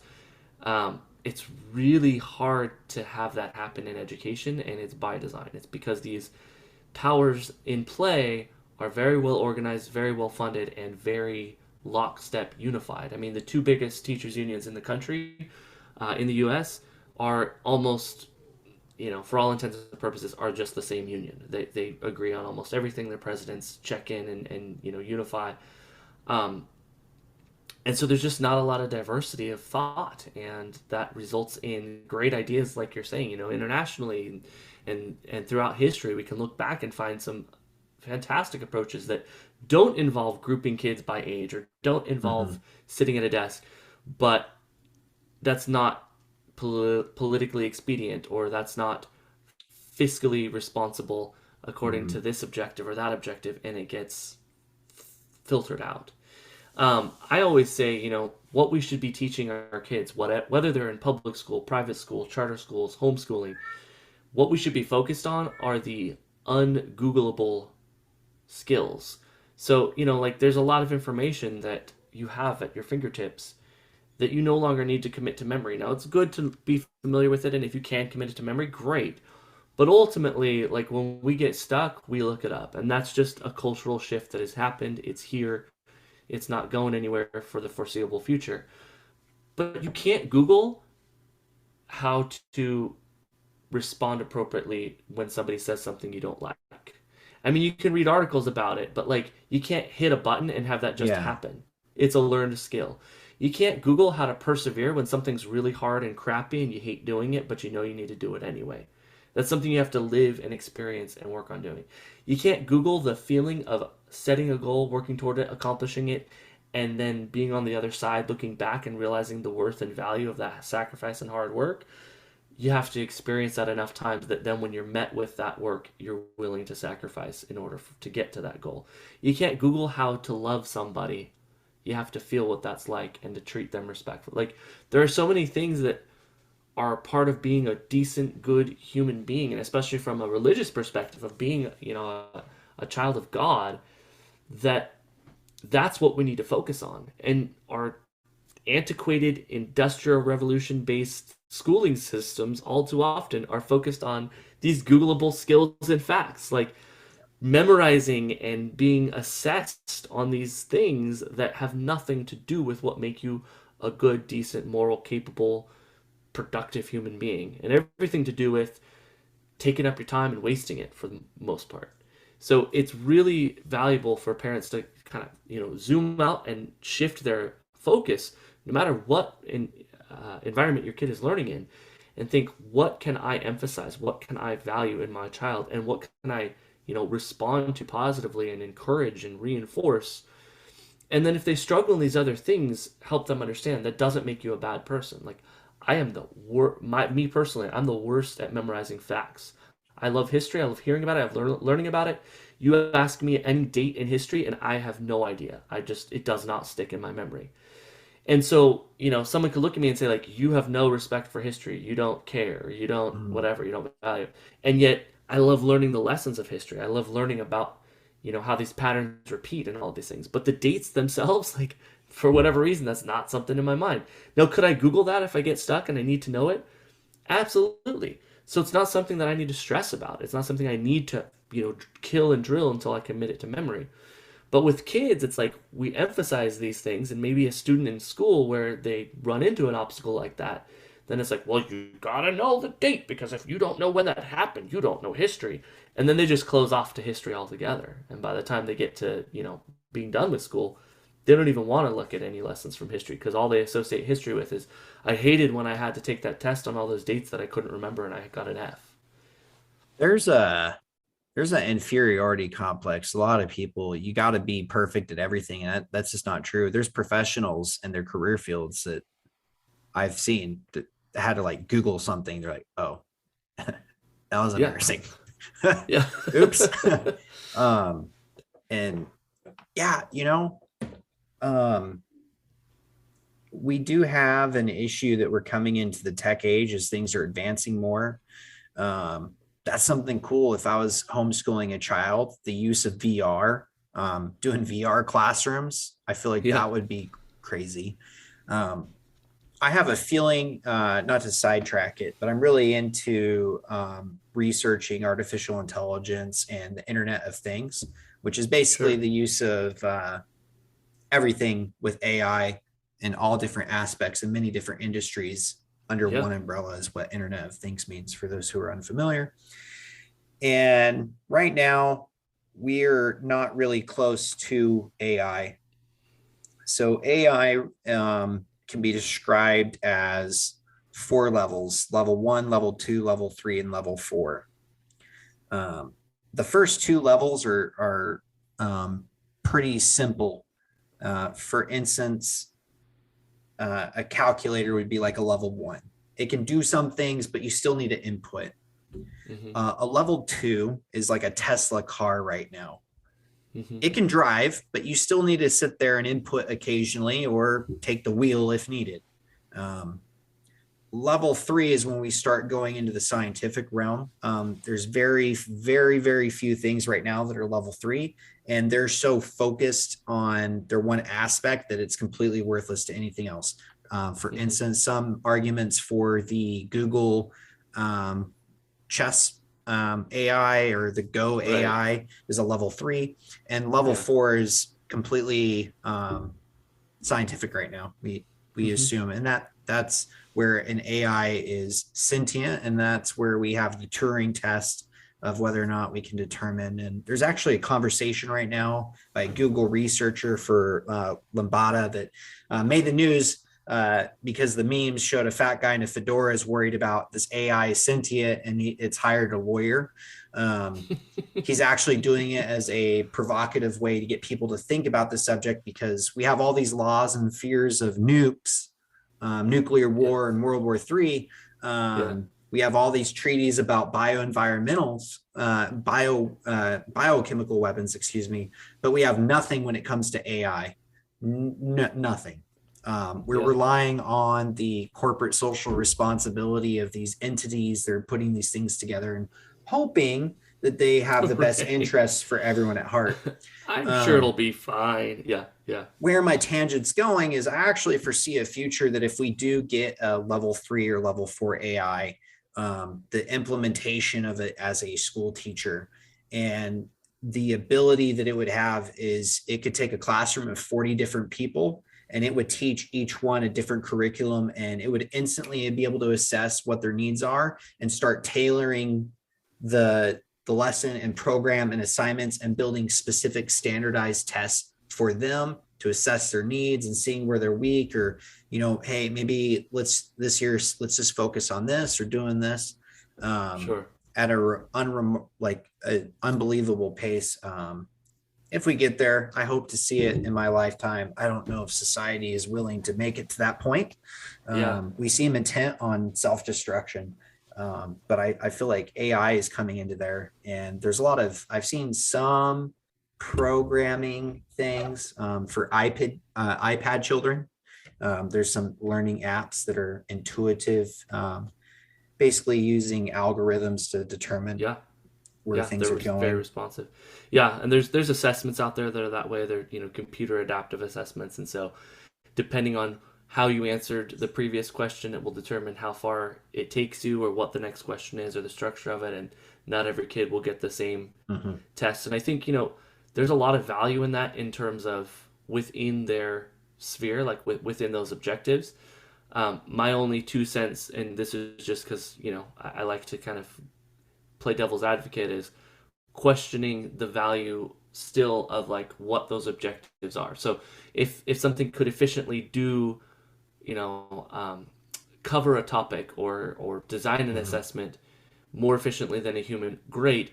But let's still question the value of that task in and of itself. Like, is that the best use of that AI, or maybe is it better to, use it to provide challenging, thought-provoking, open-ended questions that are generated to stimulate the child's mind to, explore, and it leads them in the Socratic method more than it does just rote memorization or whatever. So Yes. I love the idea of utilizing technology. Some people are very like anti-tech or suspicious of tech. Hmm. Um, I think we should embrace it strategically, and it should always be, can technology, if I utilize it in this way, can it do more for the child than any other resource? And if the answer is unequivocally yes, why not? Like in my classroom, I would 100% utilize technology to differentiate. So, if I had 30 kids and they were all at a different reading level, um, letting them spend time working with software that increased their phonemic awareness, their phonological awareness, and Hmm. help them become stronger readers in 30 minutes, it could do what would have taken me the entire day to do, going student by student or working with small groups. So, heck yes, I'm going to do that with my own kids. I gave Yeah. that example earlier. Yeah, you plug that in. But then the flip side of that, or the other end of the spectrum, is we don't just blindly say, well, I saw this adorable little teaching program advertised by the Kardashians. True story. I don't even know the Kardashian family's names, but it was the old lady, the mom, matriarch of the family, and she's with presumably one of the grandkids. And they're like in different houses, but they're connecting with the learning stuff. And I was just like, oh gosh. Oh, But anyway, like I saw this advertised, so I'm gonna buy it because it looked cute. And like you're doing no research on what it actually does or what yeah. advantages it has. But you're like, I could plug my kid into that, and at least they're doing something. I think that the strategic use is really valuable. The blind implementation is where I would caution parents to be like, hey, what is it accomplishing? And is it really an advantage, or is it the only advantage that you're not having to do something? So it like takes it off of your plate and you can just do other stuff. Because if that's all it is, maybe reconsider and find a way to better utilize your kid's time than just plugging them in blindly. And it's Anyway, that's not, my soapbox. yeah. And it's not an end all be all. I've been trying Sure, to learn it's a multiple, tool. yeah, like language learning. I've had Duolingo and memorize. Um, it's helped in some regard. Like I can read Korean script. I'm a Yeah, little rusty on it right now, uh, but I'm trying to learn Portuguese, and it's awesome. it it's missing something, and that's the human aspect. And earlier you Sure. mentioned that there is an important aspect. Um, what the statement's going towards is there's a long stigma, and it's still there, that if you homeschool your kid, you're socially disadvantaging them towards there. So for parents Right. who are interested but fearful, um, how do you address that concern? How do you get your kids to still socialize? As we're Sure. seeing with the COVID-19, I was just reading some statistics that a lot of teachers are like, children are highly impaired. Um, there's a lot of language issues Yeah. and attention issues. Um, so it is a concern, not just for homeschool kids, but for our public Yeah. school kids. So, Right. And to address a larger uh, trend that ails society that's at the root of all this, it really boils down to how much time are kids spending interacting with their families, and how much mm, time is everyone in the family kind of plugged into their separate screens. And as valuable as technology can be, there's a certain passivity to any technology use. If I am watching and processing a YouTube video, or I'm totally tuned out, the video will play just the same, and the video has no feelings or emotions or, you know, feedback for me. If I have a video game that I don't like and I want to rage quit and throw the controller across the room, I can come back whenever I'm calm and just continue playing where I left off, and there's no repercussions and no problem. When you and I are having this conversation, I'm reading your nonverbal cues. Are you looking at me? Do you look like you're listening? What's your head doing? What are your eyes doing? What's your mouth doing? It's this constant negotiation of understanding. Are you understanding me? Am I understanding you? It's this give and take. And so when that's missing, whether it's in a learning environment or just any, you know, plain social environment, when that's missing for our kids, we have so much isolation that can result, whether they're homeschooled or not. Now, specifically to homeschooling, yeah, that that stereotype is so amusing to me because in many cases it's almost the reverse, where people are finding that when they choose to homeschool, they have more time to then help their children proactively learn proper social skills. So like they're modeling healthy social interaction with them. They're guiding, engaging their interactions with their peers because the parent is there to observe and to interact. But then also to shield them from these, you know, harmful and negative social interactions. So how many kids are there who have closed off completely because they were bullied? Or how many kids are there who have terrible self-esteem because of how they were treated by teachers or peers? How many kids are there who have learned to be total jerks and treated other people like garbage because that's what they saw peers doing and that's what had the social currency? How many kids are there who use and abuse the people around them or who mouth off to their parents because that's what all of their friends have done? And so it cuts both ways. Yes, you get exposed to more kids in school than if you're at home in most cases, but the quality and nature of those interactions is not always superior, and in fact it's often inferior. And then the other layer of it is now, you know, when I was homeschooled, like I was homeschooled back in the only homeschool group you could join were the Christian fundamentalist kind of crazies. Like we would literally beat on our chest and be like, I'm gonna beat my body, make it my slave, like do these crazy chants and stuff. It was not Latter-day Saint. It was we ended up getting kicked out of the group once they found out that we were at the time Mormon. Mormon, so we danger. got freezed out. Yeah, like Danger. no, how did they infiltrate? But you know, in those days, like if you didn't join that group, like once we got kicked out, that was curtains. Like there was no one else to join, and so it was a lot harder. And that's where a lot of those stereotypes come from. Because then, yeah, your kid's isolated at home. Like I played with my neighbors after school, but during the day there just weren't other kids to interact with. That's been essentially obliterated now with, you know, first and foremost, the just increased volume of homeschooling. I mean, we've gone from around 2 million to over 5 million and counting families that have joined just in the last couple of years. Anywhere that you go, you're able to at least find a few in your general area, and especially in any more populated areas, there's multiple co-ops, groups that you can join. You can start your own, as I mentioned earlier. There's also a lot more opportunity for kids to participate in online interactions, which that's not the same, but that does give a lot of give and take. So they can do online workshops or online classes, or be able to, you know, join up with other kids in Zoom meetings and discuss similar interests and things like that. And then I really recommend, you know, getting involved with things that interest your child. So whether that's, you know, through your church organization, whether that's community classes that are put on for free at your local library, workshops, you know, depending on who your kid is and what they're interested in, sports, dance, music, there are so many opportunities for them to, you know, get out of the house, get outside of their comfort zone, interact with others. But again, it goes back to the quality. And so, you know, my kids are not, you know, super old. They're 8 and younger, and they're not out going to friends' houses every weekend or things like that. But time and time again, whenever anyone interacts with my kids, and this isn't to boast, this is just a clear kind of signal that's risen up, is people will say, your kids are so well behaved, your kids are so respectful, your kids are so good at communicating. What's, you know, and they'll ask like, oh man, how'd you do it, or what? And it's like, well, it's not so much what we did with them, it's what we didn't do.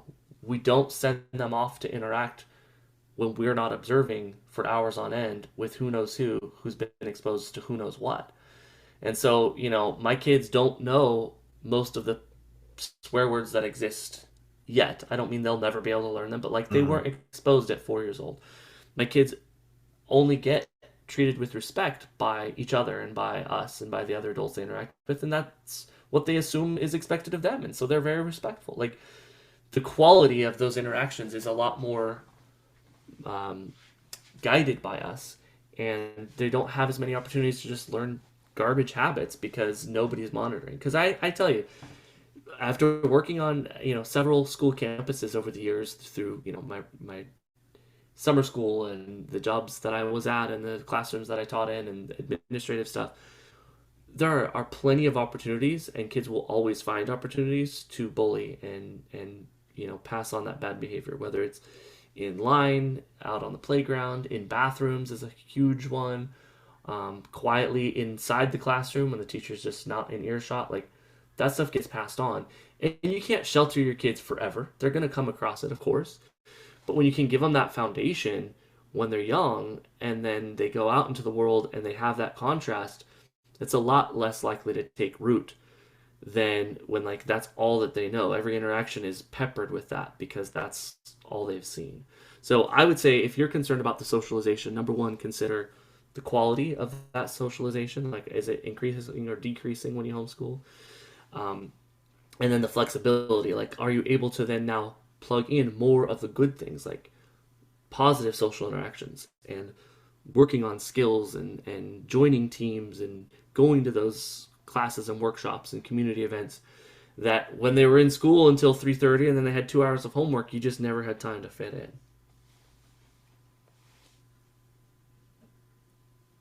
Yeah, that's you're talking about bullying just brought back memories. I got bullied a lot. Um and then eventually it just stopped and it changed in middle school.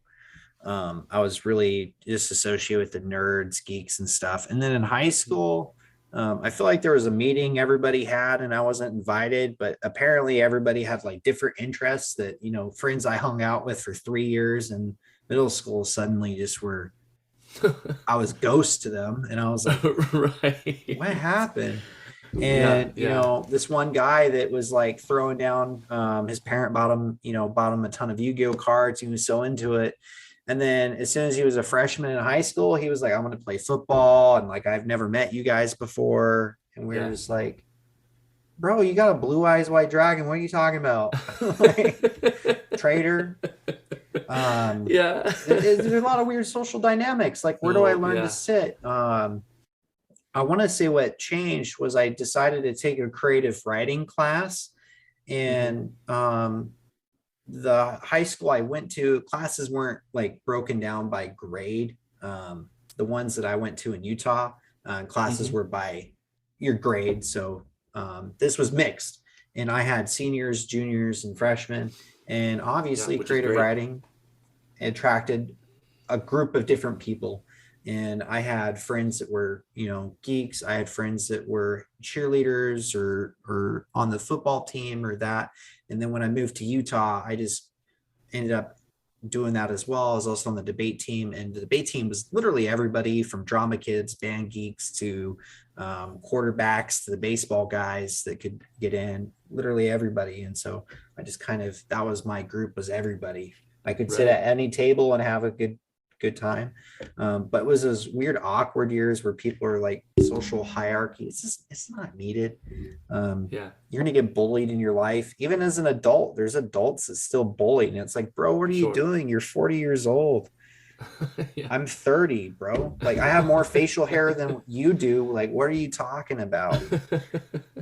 Um, and then they get in the military and they're supervisors and stuff. And so, Yeah, it's but I, interesting how that stuff can really continue throughout society, and it's it becomes personalities. right. Well, and it becomes kind of Yeah. baked into the culture. And some of it is you kind of got to question like chicken or egg, like Yeah. What came is first? it taught in school or is it just being reinforced? But and not to just spend all the time bagging on public school because there's good that happens there, but I would say a classroom is like an incubator of all of our best and worst qualities, and so they become very exaggerated when you see them reinforced in others in a classroom setting. And unfortunately, the students who get that attention early on for having the right answers or knowing the right way to behave or turning in the paper that looks great and looks perfect, that gets reinforced really quickly, and so they start to realize that's my currency, that's my value, that's my thing, and they invest in that. And all too often, these kids who, independently, objectively are brilliant, like they're quick-witted, they're athletic, they're, have all of these things going for them, but they're just not built to sit at a freaking desk or to write neatly. Like, especially boys, our fine motor skills come in later. A lot of times early on, like, we can't print legibly. And so these things will happen where you'll get the feedback that you're bad at school. And when a kid gets that, then they turn to, well, what am I good at? And usually the more intelligent you are, the more of a, smart aleck you can be. Like, the more you can tease and pick at other people, the more you can kind of deflect the attention from yourself. And so you just, I've seen the pattern time and time and time again, that these brilliant kids who, are going to grow up and be, mechanics and engineers and do these incredibly complex things, they start to check out really quickly. And their currency becomes the social currency of, well, I can at least make fun of these people, or I can humiliate the teacher in these ways and kind of rebel, and that becomes their identity. And so for the rest of their education, they're not even trying to engage, or maybe they'll, it comes easily enough that they can pass the test and progress to the grades, but like, they've been fed the message at that point that their value is not academic, their value is social, and it reinforces that. And so by the time, you get to be like a 40-year-old and you're in the military or in whatever field you kind of ended up in, like, you've spent so much time having your value to the world be cutting other people down or kind of cracking the joke at others' expense, or just generally being a jerk because it deflects from anyone getting close enough to you to actually have to admit what's going on. You just do it by default. You're not even thinking about it. And it sucks because, like I said, those are some of the people who could have been so engaged with their learning and so effective and so capable. And that's not to say that they all, just because you do bad at school that you are destined for a life of failure. A lot of them still have great success. But there are some who still think they're dumb, like who still think they're bad at school or bad at learning. And they're not. They're bad at schooling. And that is different from learning. It's different from education. And so I just throw that out there as a caution. Like, a lot of times when we see the bullying in adults or when we see it in kids, it's a deflection and it's rooted in kind of a insecurity about something else. And more often than not, that insecurity is, I didn't fit the mold of what a teacher was looking at or looking for at some point, and that stuck with me. Unfortunately. Very true. There's also peer pressure. My one big regret from high school was on the debate team, was giving in to peer pressure. When my debate coach found out what I did, he the shame I felt, and then it dawned on me what I did. And then he was kind enough to sit me down after and just kind of talk, like, you realize you burned a huge bridge here. And what it was national qualifiers. So I had already won at state, and it was in the thing. And jokingly, I want to say it was Talladega Nights had come out or something. And Okay. I'm too drunk to taste this chicken was like super popular. I don't even know if that's where it came from. And I got dared, as my closing argument for the style of debate I did was to end my argument with, I'm too drunk to taste this chicken. And as a high schooler, I was too tempting. Guess who came in second place? And when my debate coach found out and he knew what my argument was and like everything, he was just that. It's still, I'm 32, and I still remember that embarrassment. Yeah. But I've learned, sometimes you need to be focused and put off peer pressure. Right. We've had a long conversation, but I want to ask one other question because I think it's important. In the military, they really push this idea of pillars of life. You have a social aspect. you have a spiritual aspect, which encompasses your drive, and then also your religious aspect or non-religious aspect.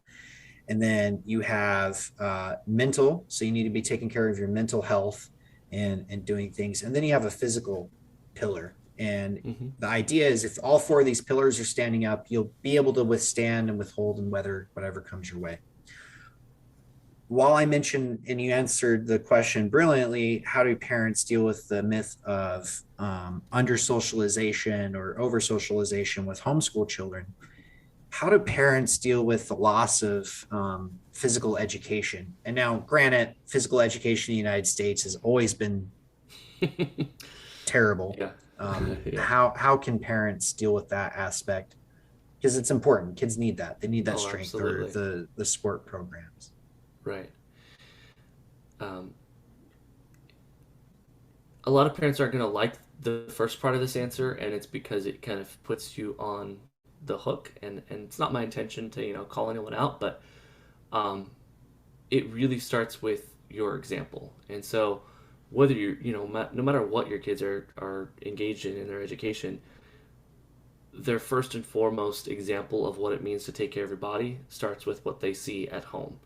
If you're and I see it so often, and it cracks me up, like if you're there at every football practice and you're encouraging your son to you know make the team and to go all out and to push himself, and you're like 60 pounds overweight and could barely run the length of the football field without getting winded, like that should be embarrassing. And obviously there's health concerns and things that are out of people's control, but like providing that you otherwise could be healthy if you put in the effort.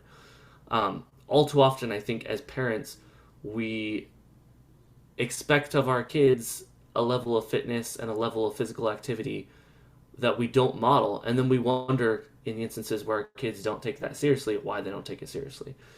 Now more than ever, I mean, obesity is just running rampant, and so first and foremost, like you got to get your own habits in order. And that's not to say that everyone needs to look like a tan fit model, but my goodness, like get those habits in there to move your body, to eat foods that are nourishing to your body, to not overindulge on things that are going to harm your body and cause you to have health issues. And then the other aspect of it is physical, as you noted so well. Physical education is not playing duck duck goose 3 afternoons a week, and that's unfortunately what it translates to in most schools. Like you get into middle and high school and it's a little more structured, but it's completely outsourced to like the 3 things that there's time to fit in, and then the rest of the week you just expect it to be sedentary. Very little is actually taught and learned about nutrition, about caring for your body, about basics of like hygiene even. And so while these classes and courses have like a syllabus that technically says they cover it, like the proof is in the pudding. Like look around at teenagers, look around at middle schoolers, look around at most of the adults you see. Do they look like people who have been properly instructed in how to care for their body and how to maintain a healthy lifestyle? No. And so I would say the huge benefit of homeschooling when it comes to physical education is you can actually educate your children in what it means to be healthy, to eat healthy, to move, to incorporate those habits.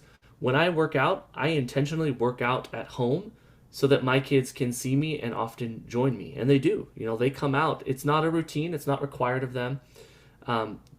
They come out and they'll want to learn what I'm doing, want to learn the moves, want to lift weights, whatever it is. When I want to go for a run, they want to come with me and go for a run. Any of my kids could tell you on their plate what the protein item is, what the carbohydrate is, what has a lot of sugar in it. They know that you should limit your sugar intake. They know that you should eat protein with sugars to avoid throwing off your blood sugar. Like these are just things that we talk about, and it's just part of our family culture.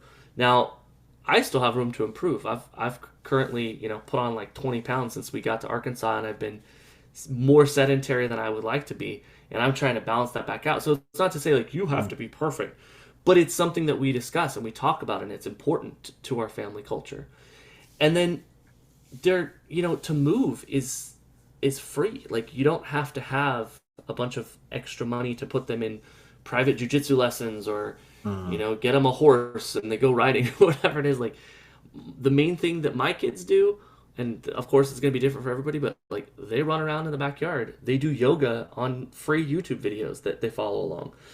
Like, it's not complicated things. We roughhouse. Like, as far as the physical movement, that can happen in almost any setting. It's just you guide it, you lead it, and then you remember that other piece is what really facilitates it. If your kid's eating Cheetos all day and playing video games most of the time, and then you try to get them out moving and they've never moved before, that's going to be an uphill battle.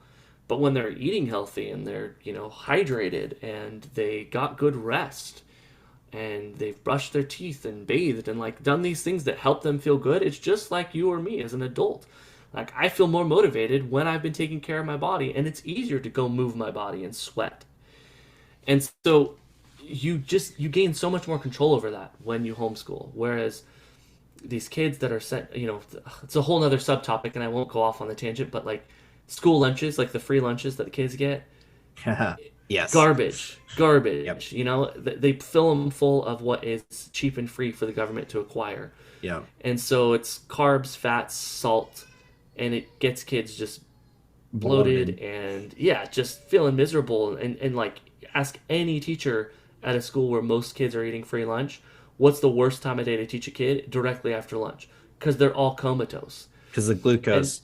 Yeah, it's just like they're freaking, they're tanked, and everything's infused with sugar. Like, even the baked goods have tons of sugar in them, and the drinks have tons of sugar, and so they're eating as much sugar as a candy bar. They're eating a bunch of carbs. They're barely getting any protein, and then like, their body is just dead for the next 4 hours.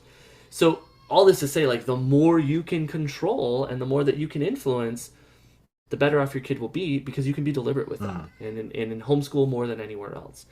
And so, yeah, people, it's funny, like, a lot of the things, social ability, academics, physical activity, like, a lot of the things that people are like, oh no, what do I do in homeschooling? You start to peel back the layers and you realize, oh wow, I opened up There's all a of lot. these advantages that I now have access to, where when I was outsourcing it to some other Yahoo or some system that, really wasn't thinking about my child's individual needs, my kid was actually not being served. They were at a disadvantage, and now I'm helping remove those. So, absolutely, I like that you asked that question. That's not one I think about a lot, but my goodness, it's so much better when you can really teach them and really apply it and practice what you preach. This has been a really good conversation. Yeah, thank Discussed a you. lot of points. I appreciate your time. If there's anything anybody who listens to this has questions about, what's the best way they can get those answers? Sure. Well, first of all, thank you so much for having me on. I'm really grateful for the time to talk, and if anybody listening doesn't know by now, I can be long-winded and I love talking. So you get me started about a topic that I like, and I'll go on for hours. And I appreciate having the time to kind of have a little more long-form conversation and a back and forth with you, and the things that you've shared. I've learned a lot today, so thank you for the time. I am most active on Twitter. My handle is my name, so Todd K Michael, TODDK MICHAEL, and that handle is the same on all platforms. So same on Instagram, as well as on TikTok. Although I'm still trying to learn TikTok, it's a little bit of a learning curve. I'm mostly just sign on, roll my eyes, and then sign out, but trying to learn how to use it effectively and be a little more engaged for the parents that are on there. Mhm. And then as far as the website, if they're interested in learning more about homeschooling, especially if you are curious about homeschooling or you're currently homeschooling, I'm currently offering a free 30-minute consult. So any topic, anything that you're interested in, send me an email through the website and we can set that up. So that's at Homeschool Edvantage with an E.com. And then, I always send people, if they're interested, to go to my Linktree, because that has kind of my diverse areas of interest. So the homeschooling is one. I also have a podcast with my wife that's a Latter-day Family podcast that's linked there at my Linktree. I also have a masculinity podcast that I do. Just, kind of all the things that interest me, I try to turn into productive hobbies so that I'm not just consuming in my free time, but creating and connecting with other people. And some of it will have value to you, some of it won't. But that's Linktree/Todd K Michael. So same as the handle, TODDKMICHAEL.